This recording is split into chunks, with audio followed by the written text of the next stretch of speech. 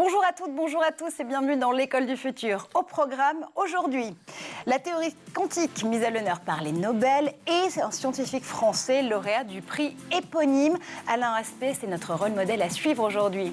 Il a une idée derrière la tech, un retour en plateau dans l'École du futur de Damien Douany. Bonjour à toi Damien. Bonjour Marjorie. Aujourd'hui tu te transformes en magicien du numérique. Exactement, pour faire un tour de magie et pour apprendre le numérique bien comme il faut. Notre question du jour, eh bien la voici. Tourner autour du système solaire, examiner le déroulement d'une fraction, explorer les tableaux des grands maîtres, vous en rêviez, eh bien des EdTech l'ont déjà fait. Comment la réalité augmentée booste littéralement les programmes scolaires du primaire à la terminale. Pour en parler en duplex avec nous aujourd'hui depuis Chalon-sur-Saône, Louis Janin, cofondateur de Foxart. Bonjour à vous Louis. Bonjour. Et puis en deuxième partie, nous serons également rejoints par un producteur québécois, Jack Lafortune, cofondateur de JetLab et de l'application Mon Tuto qui fait fureur en Amérique du Nord. Un Uber du tutorat, il nous en dira plus. Mais d'abord, focus. Et de 15, Alain Aspect est le 15e Français à avoir reçu le prix Nobel de physique. C'était le 4 octobre dernier. Une consécration qui distingue plus de 40 années de recherche sur la théorie quantique. Son portrait, c'est tout de suite avec Xavier Terrade. Il est le 15e Français à avoir reçu le prix Nobel de physique. Le 4 octobre 2022, cette distinction a été remise par l'Académie royale des sciences suédoises à Alain Aspect, qui a été sacré prix Nobel de physique, comme l'Américain John F. Clauser et l'Autrichien Anton Zeilinger, trois chercheurs qui ont ouvert la voie aux technologies quantiques. Avec ses collègues, le physicien français de 75 ans a été récompensé pour ses découvertes au sujet de l'intrication quantique qu'il développe depuis plus de 40 ans. À sa façon, il a défié Albert Einstein qui ne croyait pas en la mécanique que prédisait la théorie quantique. Selon celle-ci, deux particules jointes au départ pourraient avoir un comportement semblable, même à distance. Ce que Einstein découvre, c'est que le formalisme quantique autorise l'existence d'une paire dans un état qui est à la fois XX et YY. Et ça, ne me demandez pas de faire des gestes pour vous décrire de quoi il s'agit, parce que précisément, c'est ça le grand mystère de l'intrication. C'est le fait qu'un état intriqué, je ne peux pas dire le premier photon est comme ça et le deuxième photon est comme ça. L'état intriqué, c'est globalement la superposition de deux photons comme ça et de deux photons comme ça, et ne croyez surtout pas que c'est à 45 degrés ou quelque chose comme ça, non? En 2005, membre de l'Académie des sciences, Alain Aspect avait déjà reçu la médaille d'or du CNRS, où il était directeur de recherche. Les récompenses se sont ensuite enchaînées. Prix Wolf en 2010, médaille Albert Einstein en 2012, jusqu'au Nobel 10 ans plus tard. Aujourd'hui, affilié à l'Université française de Paris-Saclay et à l'École polytechnique, fort de cette distinction au rayonnement international, Alain Aspect n'a pas fini d'inspirer. Alain Aspect, prix Nobel justement pour ses recherches sur l'intrication quantique. Damien, c'est vrai que le quantique, c'est un champ technologique qui nous fascine et qui est infini, littéralement. Qui est totalement infini. Et moi, ce que je trouve génial, c'est le fameux chat de Schrödinger. On ne sait pas s'il est mort ou vivant dans sa boîte.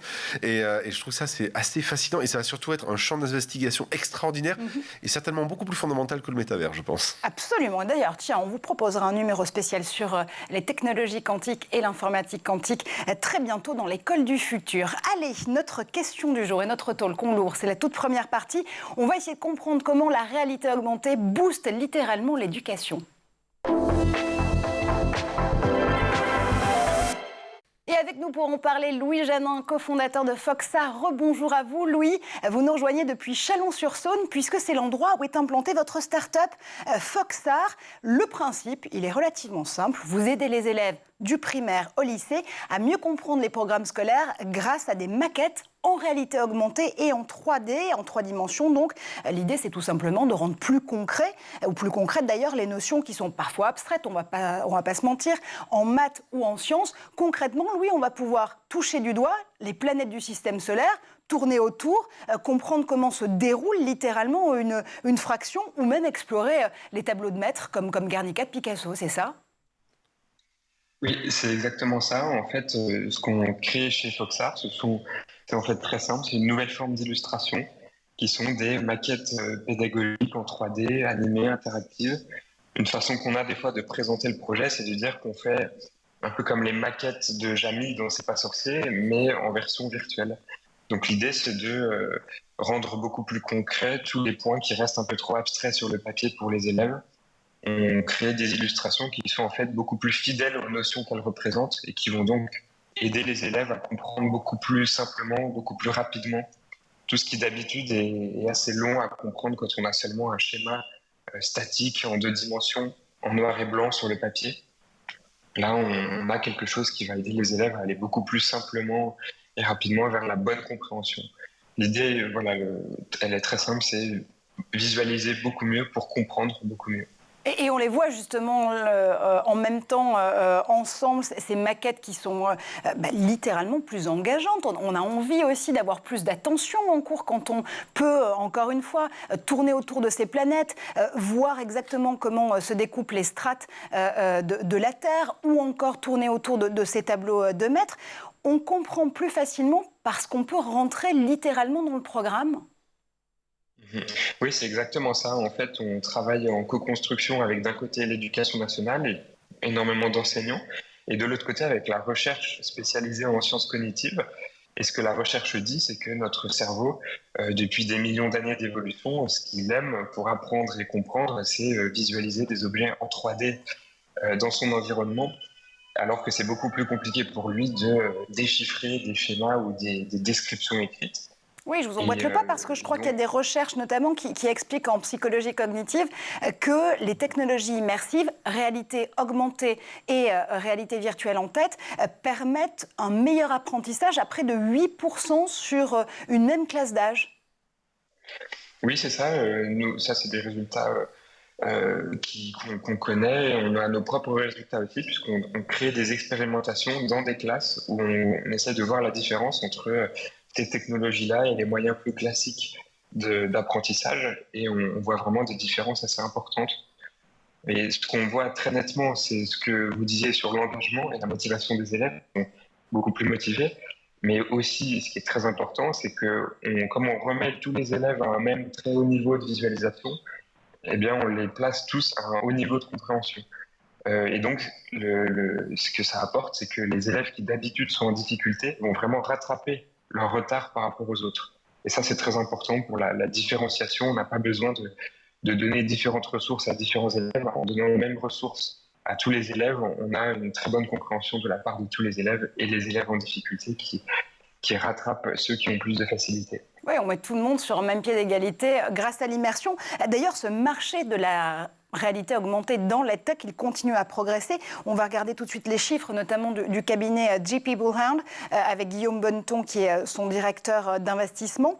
Voilà ce qu'il dit sur le marché de l'EdTech. La réalité augmentée est en croissance de plus 30 à plus 60% par an. Et puis, si on étend justement la réalité augmentée à ce qu'on appelle la gamification, le fait de mettre plus d'enjeux et plus de jeux tout court dans l'éducation, eh bien cette partie-là du marché est évaluée à 697 millions de dollars. Ça, c'était pour l'année 2020. Et pour 2027, 4,1 milliards de dollars. Ça, ce sont les perspectives. J'imagine, évidemment, que ça ne vous a pas échappé. Louis, comment est-ce que Foxart compte tirer son épingle du jeu ? Alors nous, comme on est sur quand même un marché scolaire, on a tout créé avec les enseignants, donc c'est quelque chose qui va être beaucoup utilisé par les enseignants en classe pour mieux expliquer les notions. Et en France, ce marché scolaire pour une entreprise, il est assez compliqué. C'est quelque chose qui doit vraiment prendre du temps pour être développé, mais c'est vraiment quelque chose qu'on a envie de poursuivre parce que c'est notre passion, l'éducation. On a vraiment envie d'apporter quelque chose d'utile qui a un impact positif. Il y a vraiment cette quête de sens dans notre projet. Et donc, en attendant que l'éducation avance et que petit à petit ce soit développé dans un grand nombre d'écoles et d'académies en France, on a en fait une autre branche dans l'entreprise où on fait la même chose, mais pour la formation professionnelle, pour l'industrie, où on crée des maquettes pédagogiques sur des machines industrielles, sur des systèmes complexes pour la formation. Donc exactement la même technologie, la même pédagogie, mais à des plus hauts niveaux. Et on rappelle justement que la formation, notamment professionnelle, c'est un des segments les plus forts du marché de la tech en France. Damien. Louis, qu'est-ce qui pose problème dans l'éducation nationale? J'entends qu'apparemment c'est un tout petit peu lent. Ce sont les éditeurs de manuels qui posent souci. C'est l'éducation nationale qui est un peu lente dans ses programmes. C'est l'équipement. Où se trouvent le ou les points de friction? Alors, il y a un petit peu un nœud du problème, c'est que ce qui est logique, c'est que c'est aux enseignants de choisir leurs outils pédagogiques. C'est pas, on ne doit pas leur imposer des outils pédagogiques, donc c'est à eux que revient le choix de l'outil. Sauf que le problème, c'est que les budgets pour des outils pédagogiques et des ressources pédagogiques, ils sont à des plus hauts niveaux. Pour les écoles, ils sont plutôt au niveau des villes et des métropoles et des communes. Pour les collèges, ils sont au niveau des départements et pour les lycées, ils sont au niveau des régions. Donc il y a un peu un grand écart comme ça entre l'endroit où il y a le vrai besoin et le choix de la ressource et de l'autre côté, l'endroit où il y a le budget et la capacité de déclencher quelque chose. Donc c'est ça qui est un peu une problématique aujourd'hui sur laquelle travaillent pas mal de personnes, dont l'association EdTech France. Mais c'est des choses qui avancent et qui petit à petit sont réglées comme problème. Et nous, on a quand même réussi à avoir un premier contrat avec Dijon Métropole. Donc on est en Bourgogne et avec Dijon, on a un premier contrat pour toutes les écoles de Dijon pendant 5 ans. Et on est déjà contacté par d'autres villes, d'autres grandes villes ou des départements pour avoir le même type de licence pour les prochaines années. Oui, parce que je crois que vous avez déjà eu un très très beau record en à peine quelques mois, à partir du moment où l'application était disponible au téléchargement. 150 000 téléchargements depuis quasiment le printemps dernier. C'est un beau record sur la partie, en tout cas en B2C, directement pour les consommateurs et les consommatrices, et donc les utilisateurs de l'application qui voudraient pouvoir la charger dans sa version réalité augmentée et 3D. Je crois que vous développez justement pour notamment pallier la question technique dont Damien parlait il y a encore un quart de seconde, envers les écoles notamment, qui ne sont pas toujours équipées des mêmes appareils pour pouvoir vraiment avoir accès à toutes les fonctionnalités de l'application Foxart. Vous développez donc une application web pour que ce soit beaucoup plus simple, beaucoup moins lourd à charger. Exactement, oui, c'est un peu l'autre frein qu'on a vu, c'est que nous, on est parti de la réalité augmentée parce que c'était notre formation après nos études d'ingénieur, mais on s'est rendu compte que c'est quand même une technologie qui fonctionne sur un nombre très restreint d'appareils. Il faut que ce soit les bons modèles et en plus qu'ils soient assez récents. Donc aujourd'hui, c'est plus un frein qu'autre chose. Alors que pour beaucoup de maquettes pédagogiques, c'est déjà très intéressant de les avoir sur un ordinateur en 3D, de pouvoir tourner autour avec la souris, sans forcément que la maquette soit posée dans le monde réel. La réalité augmentée, elle est très intéressante pour certaines maquettes précises, par exemple les fameux tableaux de maîtres qu'on peut voir en taille réelle dans le monde réel. Là, la réalité augmentée est très intéressante quand on montre aussi des objets à l'échelle, ou qu'on montre la Terre, la Lune, le Soleil à l'échelle et qu'on doit marcher 10 mètres pour aller de la Terre au Soleil. Là, la réalité augmentée est très intéressante, mais pour, on va dire, 90% des maquettes pédagogiques, déjà les avoir sur un ordinateur sans réalité augmentée, c'est déjà beaucoup plus efficace et intéressant que les illustrations classiques sur le papier ou en image. Donc voilà pourquoi on fait cette version web qui va apparaître à partir de la fin de l'année et qui va permettre à beaucoup plus d'établissements, d'enseignants et d'élèves d'avoir accès à la bibliothèque. Donc si je vous entends bien, la réalité augmentée, c'est comme les antibiotiques, c'est pas automatique et on peut justement s'en passer. Autant l'utiliser à bon escient pour des maquettes plus complexes dans lesquelles on a vraiment besoin d'avoir l'objet, la partie du programme qui se découpe en 3 dimensions réellement. Oui, c'est vraiment exactement ça en fait. On ne veut pas du tout forcer la réalité augmentée et que ce soit perçu comme un gadget. Donc c'est pour ça que là, voilà, pour certaines maquettes précises, ça va être intéressant d'avoir une tablette et de montrer un objet en temps réel comme un tableau, un satellite, un mètre cube en mathématiques. Par contre, pour beaucoup de maquettes comme celle qu'on voit à l'écran là sur la composition de l'air, ça peut très bien fonctionner sur ordinateur. Donc voilà pourquoi cette version web. Damien. Ce que j'entends, Louis, c'est aussi que la version web, c'est un moyen d'avoir une première marche pour rendre accessible au plus grand nombre grâce à un outil généralisé aujourd'hui qui est le navigateur web. Pour revenir sur les maquettes en 3D, qui, pour l'avoir testé plein de fois, notamment avec ma fille, adore ça. Enfin, on voit vraiment qu'il y a une sorte d'appropriation soudaine. Enfin, le fait d'être en relief, ça change tout. Est-ce que dans les technologies actuelles et à venir, on aura la capacité aussi d'interagir? Parce que l'étape d'après, c'est qu'on a le truc devant nous, on a la Terre devant nous, on a envie de toucher, on a envie de tourner autour. Alors bien sûr, on peut tourner avec, mais on peut interagir avec. Est-ce que demain, on pourra arriver à cela ou pas encore? Oui, alors ça, c'est exactement ce qui nous intéresse et ce qu'on attend beaucoup depuis le début du projet. C'est les fameuses lunettes de réalité augmentée. Pour l'instant, on fait de la réalité augmentée, mais à travers une tablette ou un smartphone. C'est pas encore la vraie réalité augmentée.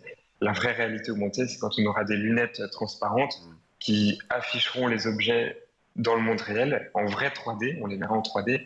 Et là, en fait, ça reviendra à des hologrammes, comme dans les films, comme dans Iron Man, on verra les objets en 3D sur la table. Et surtout, comme ces lunettes vont capter les mains, on pourra attraper les objets, les manipuler, interagir directement avec les mains. Et là, ça va vraiment encore décupler le potentiel de cette technologie, puisque toutes les maquettes pédagogiques qu'on a développées nous et tout le contenu vont pouvoir être en forme de vrais hologrammes manipulables avec les mains. Et donc, on se rapprochera encore plus de la façon dont le cerveau aime apprendre et comprendre dans la réalité, c'est-à-dire en visualisant et en manipulant les objets 3D. Donc on attend les lunettes de réalité augmentée, ça va mettre encore un petit peu de temps, parce que technologiquement c'est assez compliqué, même pour les très grands Google, Apple, Meta, Samsung, etc. C'est quelque chose qui met du temps. Sur l'holographie, on peut quand même aussi citer Microsoft avec HoloLens, qui, pour le coup, fait déjà un travail assez poussé. C'est pas pour défendre Microsoft pour le plaisir, hein, mais il y a notamment eu pas mal d'essais pédagogiques sur le musée des maths, notamment en partenariat avec l'Institut Henri Poincaré à Paris, qui permettait là aussi de pouvoir aller chercher dans les frises historiques, remonter dans l'histoire des mathématiques et pouvoir dérouler des équations avec cette holographie ou cette réalité augmentée par hologramme. Quand je vous entends, Louis, je vais faire appel à l'ingénieur qui sommeille en vous. Il ne sommeille pas, il est bien là, il est bien présent d'ailleurs. Ça veut dire aussi qu'il faut attendre que les technologies haptiques soient aussi assez poussées pour qu'on puisse avoir à la fois la mise, enfin, je vais dire appairée, mais c'est un peu ça, que en effet, ces technologies holographiques pour la vision soient aussi en phase avec les technologies qui vont nous permettre de pouvoir faire cette prise en main, littéralement, des objets en réalité augmentée et en 3 dimensions. Oui, c'est ça. On pourrait avoir encore plus d'immersion, encore plus la sensation qu'on a des vrais objets devant soi. Les technologies haptiques vont devenir vraiment de plus en plus importantes de ce point de vue, avec peut-être des gants ou des manettes. Aujourd'hui, ce qui est déjà utilisé, par exemple, avec le tout nouveau casque de Meta qui s'appelle le Meta Quest Pro, qui lui est un casque fermé avec des caméras, mais qui renvoie les images du monde réel. Donc c'est de la réalité, c'est à moitié de la réalité virtuelle et de la réalité augmentée. Il y a des manettes qui permettent de faire ce lien avec les objets virtuels, de les attraper et d'avoir des retours haptiques. Mais effectivement, quand on aura les vraies lunettes de réalité augmentée, avoir des gants haptiques ou des choses comme ça sera encore plus immersif, d'avoir l'impression de vraiment toucher les objets. Allez, je jette le gant pour cette dernière question avec Damien Douani. Oh, magnifique. Louis, on parlait de formation professionnelle, puisqu'aujourd'hui c'est là où il y a un besoin, on va dire, immédiat et la possibilité on va dire, de développer des modèles récurrents ou des modèles au moins qui permettent de gagner de l'argent. Combien de temps il faut pour développer un modèle? Je suis une entreprise, j'ai envie de former mes équipes. Combien de temps faut-il pour développer un modèle 3D autour d'une machine-outil ou d'un modèle quelconque dont j'ai besoin d'avoir la vision en 3D? Alors aujourd'hui, on a créé nos propres outils de création de maquettes pédagogiques pour simplifier le process au maximum. Et donc, en fait, on arrive à faire ça assez rapidement. Pour une maquette classique sur des sujets de sciences industrielles, ça peut être de l'ordre de quelques jours ou au maximum, ça peut se compter en semaines, mais pas en mois. On arrive à aller assez rapidement. Et aujourd'hui, en fait, on a vraiment compressé le temps de développement. Ce qui prend le plus de temps, au final, maintenant, c'est la partie conception pédagogique et imaginer comment on va rendre plus concret une notion qui d'habitude est abstraite sur le papier. Donc c'est plus la partie conception pédagogique où maintenant on peut vraiment passer du temps et aller loin et bien réfléchir. Et ensuite, la mise en œuvre, le développement concret de la maquette peut être assez rapide de son côté. Et 160 maquettes, si je ne dis pas de bêtises, dans la bibliothèque justement pédagogique de Foxart, dans lesquelles les enseignants, les enseignantes et puis aussi les tuteurs et tutrices peuvent aller piocher. Dans un instant, on va continuer à parler tutorat avec une application qui vient du Québec et du Canada qui s'appelle Mon Tuto. Louis, évidemment, vous restez avec nous pour la deuxième partie du talk, mais d'abord, on fait un tour du côté de la planète tech. Et c'est le Zap tout de suite avec Edouard Degnaud.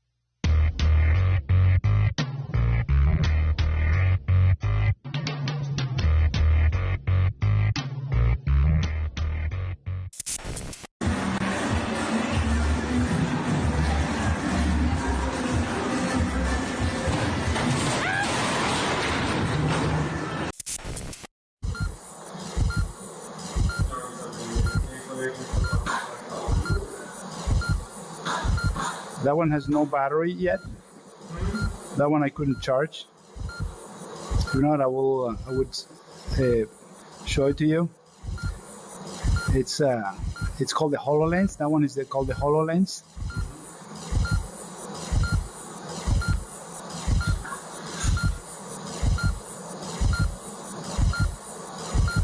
Yeah, the little whip thing is a little weird. Myocardial infarction, due to a lack of oxygen supply through a blockage in the coronary vessels. Cells can be damaged or die if not treated quickly.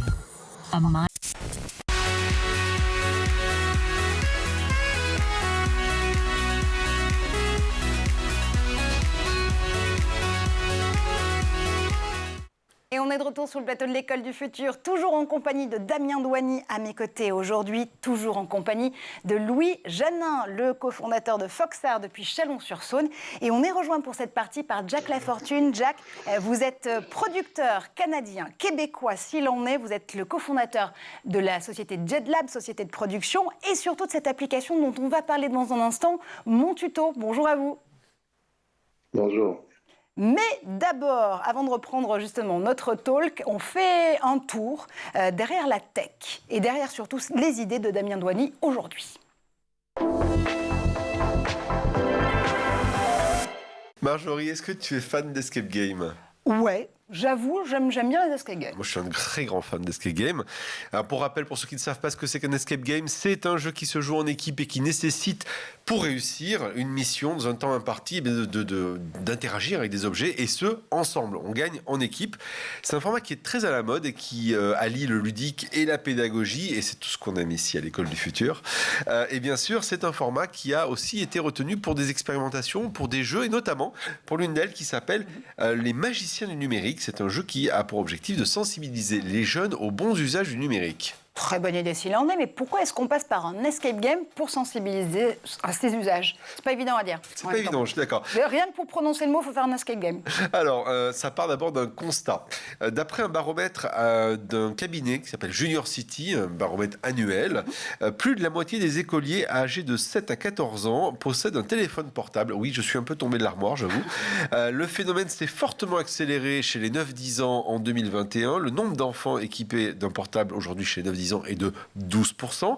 Pour faire simple, fin septembre 2021, 41% des 9-10 ans et 26% des 7-8 ans avaient un smartphone, contre 29% et 15% en 2020. Ben nous, on ne tombe pas du tout de l'armoire parce qu'on est très habitué à ces chiffres dans l'école du futur, notamment avec Internet sans crainte qui nous le rappelle régulièrement.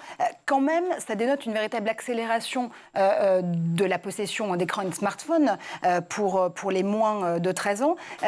Pourquoi est-ce qu'on a cette accélération du temps d'un coup d'un seul?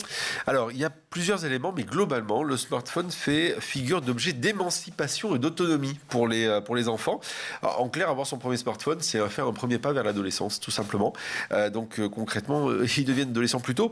En revanche, ils ne l'utilisent pas pour téléphoner. Ils l'utilisent la plupart du temps pour faire du SMS, pour consulter de la vidéo, pour éventuellement échanger avec leurs amis. Bref, c'est des pré-ados jeunes, c'est en ce sens que je commence à me faire un tout petit peu peur, et ils sont tombés dans la marmite du smartphone comme Obélix, dans la sienne, eh bien, le problème c'est qu'ils n'ont pas le mode d'emploi qui va avec, comment bien l'utiliser, comment protéger ses données, comment éviter de se faire usurper. Donc vous allez me dire c'est une question d'éducation, et l'éducation a priori c'est les parents, mais quand les parents eux-mêmes n'ont pas le mode d'emploi, eh bien on fait comment? Eh bien justement c'est l'objectif de cet escape game qui a été imaginé par Orange dans le cadre des Orange Digital Center avec l'association e-enfance. Alors concrètement, ça se présente comment? Alors, on n'est pas en salle, on n'est pas enfermé. D'habitude, un escape game, c'est comme ça, on est enfermé dans une salle pendant 45 à 60 minutes. Là, c'est pas le cas, on n'est pas enfermé. On joue quand même pendant 45 à 60 minutes. On est équipé d'une tablette et on a des objets à manipuler. Les enfants de 9 à 14 ans vont se réunir en groupe de 5 personnes et ils vont devoir incarner un personnage dans une équipe de magiciens où chacun détient un pouvoir unique. Ils vont devoir résoudre une énigme sous la direction, la houlette de Houdini. Alors, Houdini, bien sûr, on connaît le nom. Ils connaissent Houdini, les enfants de moins de 13 ans? Ils connaissent le vrai Houdini à l'origine, enfin l'historique. Dans tous les cas de figure, là, le Houdini, c'est le maître du jeu qui est aussi le boss de l'agence dont ils font partie, l'agence de magiciens dont ils font partie. Ils vont manipuler avec des objets physiques et interagir avec ce fameux Houdini via l'application sur la tablette. L'objectif, c'est d'aider une équipe de sport qui semble avoir des problèmes avec ses smartphones et son informatique en protégeant ses membres, en stoppant la propagation de fausses informations sur cette équipe et en sécurisant ensuite les comptes de l'agence. Eh ben, ils auraient dû plutôt faire appel à Moula, par exemple, le magicien préféré de l'école du futur. Tout à fait. Mais quel est l'objectif, justement, derrière ce scénario de cet escape game? L'idée, c'est de faire gagner en autonomie numérique, donc en essayant de faire comprendre comment ça marche. Un peu comme les 3D, finalement, dont on parlait dans la première partie de cette émission. C'est de faire comprendre réellement, concrètement, comment acquérir les bons réflexes pour se protéger. Alors, ça traite de quoi? Il y a la question de la e-réputation, et pour les enfants comme nous, notamment lorsqu'ils sont jeunes, et avec les questions des réseaux sociaux, c'est quelque chose qui est très important. E-réputation, les données personnelles et la vie privée. On n'étale pas sa vie comme ça de partout. Ah ouais. Oui, ça arrive, et notamment pour les enfants, leur expliquer justement qu'il y a des conséquences lorsqu'on met des choses en ligne. La cyberviolence, les fake news, les risques, bien sûr, prolongés de présence, plutôt d'être face à un écran, et puis les bonnes pratiques pour se protéger sur Internet. C'est tout ça qui est nécessaire de bien comprendre et donc qui est mis en pratique par cet escape game. Ouais, par le jeu et par les énigmes, j'imagine que du coup, ces enfants peuvent s'approprier ces notions d'éducation aux écrans beaucoup plus facilement. Ils peuvent y jouer où? Alors, il faut aller en Bretagne. Ça a l'air vraiment de vous traumatiser le fait d'aller en Bretagne. J'aime beaucoup la Bretagne. C'est juste qu'actuellement, avec les problèmes d'essence, c'est pas forcément la porte à côté. Prenez le train. Donc, il faut aller à Pleumermodou. Pourquoi Pleumermodou? Parce que là-bas, il y a le futuroscope du télécom. C'est la cité des télécoms dans lequel on peut jouer à ce jeu. Et puis, très prochainement, il sera aussi disponible au QG de l'Orange Digital Center dans le 9-3 à Saint-Ouen, où vous pourrez donc aller jouer à ce jeu. Et puis, de temps en temps aussi, ils le présentent lorsqu'ils font des tournées en France. Eh bien, ils le présentent aussi à cette occasion. Bretagne ou Seine-Saint-Denis, vous avez en tout cas le choix pour pouvoir jouer à cet escape game et vous approprier toutes ces notions d'éducation aux écrans. Merci infiniment, Damien, pour ce zoom sur cette initiative. Louis, on en parlait avec vous, notamment dans la première partie de cette émission, les techniques de gamification, remettre de l'enjeu et du jeu pour favoriser les apprentissages et l'engagement. Typiquement, l'escape game, pour vous, c'est un des drivers qui permet aux enfants de mieux s'immerger dans les apprentissages?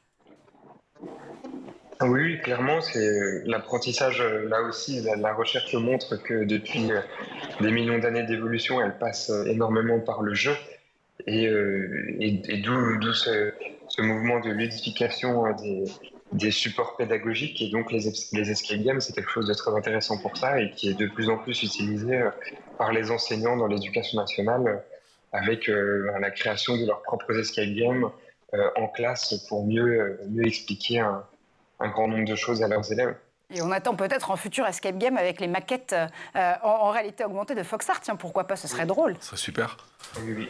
Nous, en tout cas, on achète le concept avec Denis. C'était même le point de départ du projet de créer des briques pour faire des escape games. Ah ben voilà, comme quoi on retombe absolument sur nos pieds. Donc on attend l'escape game Foxart dans quelques mois. Allez, on vous laisse le temps de le développer quand même. Tout de suite, on ouvre la deuxième partie du talk. Et cette fois-ci, on va parler tutorat avec Mon Tuto, le Uber justement du coaching et du mentorat. C'est tout de suite dans la deuxième partie du talk. Et pour en parler, on a la chance d'être avec son concepteur, son co-concepteur même, Jack Lafortune. Vous êtes producteur québécois, vous êtes cofondateur de JetLab, qui est votre maison de production, et vous avez surtout cofondé cette application avec Kate Lalique, Mon Tuto. Alors je disais un Uber du tutorat, mais c'est vraiment l'idée de départ quand vous avez lancé l'application en 2018, Jack. Oui, c'est ça. On a vu qu'il y avait quelques problématiques dans l'éducation, dont les coupures budgétaires, les salaires des enseignants qui étaient affectés. Il y avait vraiment aussi une hausse d'élèves qui ont des troubles d'apprentissage. Et on a eu l'idée, moi et Kate Lalique, de créer une application qui va permettre aux tuteurs, aux enseignants, ou même les enseignants retraités, de trouver une deuxième manière de continuer leur passion, parce que souvent les enseignants en éducation, ils font ça par passion. Et puis, on a décidé de faire comme une plateforme qui permettait aux parents et aux enfants aussi de trouver un tuteur pour leurs besoins. Mais c'est pas juste académique aussi, mais c'est aussi pour soit les cours de musique, des cours de tennis, si vous voulez trouver un tuteur ou un coach dans plusieurs domaines, vous pouvez le faire à travers l'application. Vous avez démarré d'abord par le Québec, puis vous avez ouvert l'application en mode bilingue à l'ensemble du Canada et au marché de l'Amérique du Nord. Pour la nouvelle version que vous êtes en train de préparer, là, je crois qu'elle sera prête au mois de janvier, elle sera vraiment finalisée à ce moment-là. L'idée, c'est de pouvoir étendre encore plus de territoire, ce matching entre les élèves, les apprenants et les potentiels tuteurs et tutrices. Oui, c'est ça, exactement. On a eu, à cause du COVID, un petit, comment je pourrais dire, un petit retard à cause que c'était du tutorat 1 à 1. Alors, vu qu'il y avait le confinement, c'était impossible de faire du tutorat 1 à 1. On a fait une deuxième version pour qu'on puisse faire de la vidéoconférence. L'objectif, c'est vraiment d'offrir ce service d'une manière un peu plus mondiale. Dans les prochains mois qui suivent, on va travailler sur une version qui va nous permettre d'être plus mondial, où tu pourrais donner du tutorat à un enfant qui est dans un autre pays, par exemple, ou si tu es un parent, tu peux payer le tutorat à un enfant aussi qui provient d'un autre pays, comme un style de parrainage. Alors, c'est ça aussi la deuxième phase de cette application. Et quand on parle vraiment de Uber du tutorat, en tout cas, c'est la façon dont vous définissiez au lancement en 2018. Je ne sais pas si vous souhaiteriez encore garder cette comparaison aujourd'hui, mais c'est parce qu'il y a aussi beaucoup de technologies derrière Mon Tuto, notamment une technologie qui permet, avec la géolocalisation, de pouvoir mettre en relation à la fois un tuteur-tutrice et un élève. Vous vous adressez notamment aux enfants de 5 à 16 ans. Et puis, il y a aussi derrière une technologie qui permet de vérifier de façon extrêmement poussée l'identité du tuteur ou de la tutrice qu'on va mettre en relation avec ces élèves qui sont mineurs, on le rappelle. Oui, alors exactement. On fait en sorte que les tuteurs sont certifiés et aussi que nos tuteurs sont des vraies personnes. On ne veut pas avoir des faux comptes. Alors, on utilise l'intelligence artificielle pour la vérification de certains certificats, de diplômes. On va faire aussi un appel pour s'assurer que la personne elle a un vrai numéro de téléphone, que ce soit pas un robocall.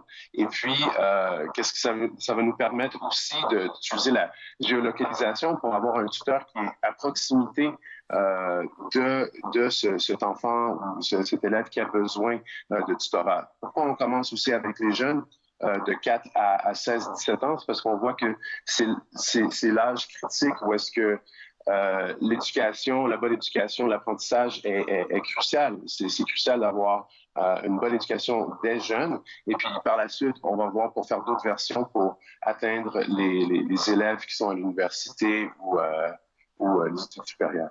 Et puis je continue à filer la métaphore sur Uber, ou en tout cas sur ces plateformes de recommandation et de mise en relation, puisque je crois que vous voulez aussi complètement changer la façon dont les apprenants, les élèves, les parents aussi de ces enfants peuvent donner leur feedback sur la qualité du tutorat qui leur a été donné. On ne parle plus de mettre 5 étoiles justement aux professeurs qui se sont prêtés au jeu, mais au contraire d'être beaucoup plus dans un feedback qualitatif. Oui, effectivement. Alors, ça va fonctionner aussi avec des badges numériques. Alors, certains tuteurs devront rester sur la plateforme pour s'améliorer. Il va y avoir certains cours qu'ils pourront prendre sur la plateforme. Il va y avoir un système de qualification qui va être vraiment plus simple, parce que des fois, on voit dans Google, surtout quand tu vas dans un restaurant, tu n'as pas aimé le service, tu donnes un 1, et puis ça affecte vraiment la business du restaurateur. Et nous, on a une approche qui va être totalement différente, qui va s'assurer que ça va être équitable, autant pour la personne qui se fait évaluer ou pour l'évaluateur. Et alors, je pense que si aussi il y a autant de technologies qui se cachent derrière mon tuto et que vous mettez un certain temps à pouvoir préparer la prochaine version qui sortira en janvier, c'est aussi, Jack, parce que vous êtes ingénieur informatique. C'est votre justement formation de départ, et que vous êtes ensuite venu à la production télé, notamment à la production aussi de formats courts pour les plateformes de partage de vidéos, et puis à ce type de technologie pour améliorer la transmission, l'éducation et le savoir. Le fait d'avoir ce background vraiment en tant que pro de la tech, ça vous permet de pouvoir calibrer la bonne technologie pour le bon usage en matière d'éducation? Alors, c'est ça, mon background, c'est vraiment en informatique. J'ai fait plusieurs années en informatique. J'ai eu quand même du succès en travaillant dans les entreprises, et j'ai décidé, il y a quelques années, de partir ma boîte de médias, de multimédia. Où est-ce qu'on fait la production de vidéo, maintenant la production de télé. Et j'ai aussi, c'est ça, travaillé avec d'autres entreprises dans le domaine de l'éducation. Au Québec, il y a EdTech. Je fais partie de EdTech. C'est vraiment ça qui m'a aussi donné la piqûre pour dire peut-être je pourrais retourner en informatique et faire une technologie qui pourrait aider tous les jeunes, parce que Kate Lalique, elle était enseignante. C'est une des raisons pourquoi on a fait cette application mobile-là. Et puis, je pense que j'étais capable de jongler les deux, autant le domaine de la technologie que le domaine du divertissement. Et puis, ça va nous permettre aussi d'avoir un excellent marketing, parce que vu que je connais bien le marketing visuel, audiovisuel, et aussi les technologies, fait que ça va nous permettre d'attirer beaucoup plus de personnes avec cette base de compétences. Quand l'éducation et la tech se marient au sens propre comme au sens figuré. Damien. Jack, une question sur les compétences et sur le fait de recruter des personnes, des tuteurs. Aujourd'hui, c'est quoi le frein? Enfin, est-ce qu'il y a des freins à cela? Parce que le marché est mondial, certes, mais il y a des disparités, on va dire, locales sur les apprentissages. Effectivement. Pour notre plateforme, on des universitaires, des enseignants ou des étudiants en enseignement qui ont environ 30 crédits universitaires. Alors, ils ont complété une à deux sessions à l'université pour être tuteurs sur la plateforme. Alors, comme ça va déjà filtrer une bonne partie de ces recrues pour être sûr qu'on a une bonne qualité sur la plateforme. Louis, justement, quand vous entendez la façon dont Jack et Kate ont travaillé autour de mon tuto, ont mis au point justement cette application avec beaucoup de tech évidemment qui se cache derrière, vous vous dites qu'il y a peut-être aussi une possibilité pour le segment d'EdTech sur lequel vous travaillez, encore une fois, qui est la réalité virtuelle, la réalité augmentée, surtout, et les réalités immersives. Vous dites qu'on pourrait à terme justement réussir à faire travailler de pair toutes ces possibilités qui sont ouvertes aujourd'hui au marché de l'éducation, à la fois du matching, à la fois de l'immersif. Comment est-ce qu'on pourrait imaginer justement ce nouvel écosystème de l'éducation qui est en train de se découper sous nos yeux? Alors oui, on pourrait très bien imaginer des partenariats, des possibilités qui croisent ces deux domaines-là. Ce qui pourrait être vraiment intéressant, ce serait que dans ces formats de tutorat en ligne, en visio, justement, c'est aussi beaucoup pour ça que on est en train de faire notre version web, c'est qu'elle permettra d'échanger en ligne entre deux personnes en parlant d'une maquette pédagogique en version web sur le navigateur. Et donc, nous, ce qu'on fait, c'est vraiment une brique, c'est une bibliothèque d'illustration qui peut être utilisée à l'école par les enseignants, mais qui pourrait très bien être utilisée dans ce format-là de tutorat entre un tuteur et un élève en visio ou en présentiel. Et comme nous sommes en train de parler à de grands professionnels, non seulement de la tech, mais aussi de l'image, Jack, si vous êtes aujourd'hui avec nous en duplex depuis Cannes, c'est pas un hasard, c'est parce que vous êtes au MIPCOM, qui est le grand marché justement des programmes internationaux, puisque vous êtes aussi producteur de formats courts, à la fois pour la télévision et à la fois aussi pour les plateformes de partage de vidéos. Est-ce qu'on pourrait imaginer aussi un univers encore plus immersif pour l'éducation? Évidemment, tous les regards se tournent vers les métavers, ces univers immersifs dont évidemment tous les acteurs de la tech s'emparent aujourd'hui et pas que. Comment est-ce que vous voyez littéralement évoluer cette façon dont, encore une fois, technologie de l'image et technologie d'éducation peuvent fusionner? Comme on peut voir avec l'émergence de TikTok, beaucoup de jeunes vont sur la plateforme pour apprendre d'une manière avec des vidéos courtes, des formats courts de vidéos.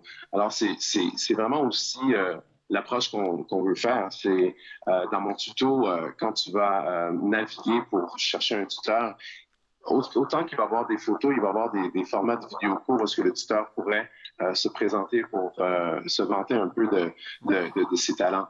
Alors, c'est ça qui fait que je suis capable d'amalgamer ces deux tendances de format de vidéo et d'application mobile qui va un peu, comment je pourrais dire, gamify un peu l'application pour garder ses enfants ou ses parents sur la plateforme. Vous le dites avec un parfait accent canadien, moi je vais dire gamifié, en très mauvais franglais pour le coup. Louis, là aussi, vous voyez des ponts possibles entre vos deux technologies et entre le fait de se dire que plus on va utiliser ces réalités immersives, plus on va aller dans du métavers, ou là aujourd'hui, la façon dont on peut concevoir du métavers éducatif, ou des métavers éducatifs, c'est un peu toute la question, est-ce qu'on les entend au pluriel ou au singulier d'ailleurs? Pour vous, est-ce que c'est le Saint Graal de l'éducation, honnêtement? Le métaverse, c'est en fait pour nous, c'est vraiment le métaverse, c'est une continuité d'Internet en fait. Ça va juste être Internet qu'on va visiter de façon un peu plus incarnée, de façon plus immersive, avec la réalité virtuelle d'un côté ou la réalité augmentée de l'autre. Et donc c'est quelque chose qui va avoir des applications dans tous les domaines, dont l'éducation. Et c'est vrai que dans un cadre comme ça de tutorat et d'explication d'un enseignant à un élève, d'un tuteur à un élève, le fait de non pas seulement être en visio, mais en plus avoir une sorte d'avatar incarné, ça pourra peut-être rendre les choses encore plus explicites et faire qu'il y ait encore plus d'informations qui passent du tuteur à l'élève. Donc ça pourrait être très intéressant. Et après, de l'autre côté, clairement, le métaverse, c'est le passage de l'Internet 2D à l'Internet 3D, et donc des supports pédagogiques 2D, des images, des schémas, à des supports pédagogiques 3D comme ceux qu'on fait aujourd'hui chez Foxart. Donc oui, ça, sur plusieurs domaines, à la fois sur ce que je disais juste avant, que plus d'informations passent d'un enseignant à un élève, et de l'autre côté, que pouvoir faire ce nouveau type d'illustration plus fidèle aux notions mathématiques et scientifiques, ça va être très important, et ça fait partie de ce qu'on appelle aujourd'hui le métavers. On appelle comme ça grâce ou à cause de Mark Zuckerberg, mais qui est une tendance un peu globale depuis des années et qui va se poursuivre. L'éducation dans toutes ses réalités immersives, bien sûr holographiques, mais aussi sa réalité de mise en relation entre tuteur et élève. Merci infiniment Louis d'avoir été avec nous depuis Chalon-sur-Saône. Merci infiniment à vous Jack d'avoir été avec nous aussi depuis Cannes sous ce très très beau soleil. On l'envie ce soleil réellement ici sur ce plateau. Merci à Damien évidemment comme toujours pour avoir animé cette émission à mes côtés. Et on se retrouve nous dès demain pour un nouvel épisode de l'École du Futur.